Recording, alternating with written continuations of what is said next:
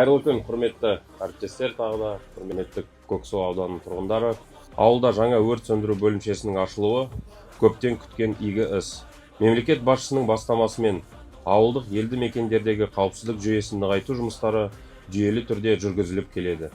Ел іші алтын бесік десек, сол алтын бесіктің амандығы мен тыныштығы басты назарда.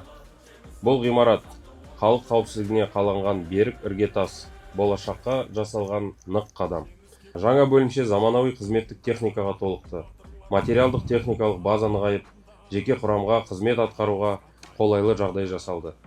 Осы игі істің жүзеге асуына қолдау білдіріп, азаматтық қорғау жүйесінің дамуына айрықша көңіл бөлген үшін және нысан құрылысының табысты аяқталуына ықпал еткен облыс әкімі Бейбіт Өксікбайұлына шынайы алғысымды білдіремін.